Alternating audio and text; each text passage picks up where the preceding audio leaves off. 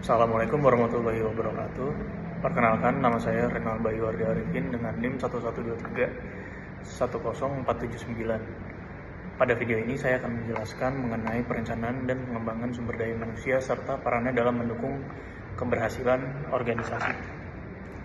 Konsep dasar perencanaan sumber daya manusia menurut Gary Dessler adalah proses untuk menyesuaikan kebutuhan tenaga kerja organisasi dengan sumber daya manusia yang tersedia. Melalui perencanaan sumber daya manusia, organisasi dapat memastikan bahwa tenaga kerja yang dimiliki sesuai dengan tuntutan pekerjaan dan tujuan perusahaan. Perencanaan sumber daya manusia juga berfungsi sebagai dasar dalam pengambilan keputusan terkait rekrutmen, penempatan, dan pengembangan karyawan. Lalu tujuan dan manfaat perencanaan sumber daya alam. Tujuan utama perencanaan sumber daya alam adalah untuk memastikan ketersediaan tenaga kerja yang kompeten dan produktif. Selain itu, perencanaan sumber daya manusia bermanfaat untuk meningkatkan efisiensi operasional, mengurangi risiko kekurangan tenaga kerja, serta mendukung pencapaian strategi jangka panjang organisasi. Pengembangan sumber daya manusia merupakan proses peningkatan kemampuan karyawan untuk melalui berbagai program pembelajaran dan pelatihan. Menurut Andrew E. Sikula, pengembangan sumber daya manusia bertujuan untuk meningkatkan efektivitas kerja karyawan dalam jangka panjang.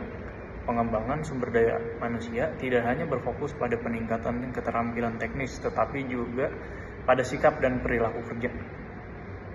Selanjutnya ada metode pengembangan sumber daya manusia.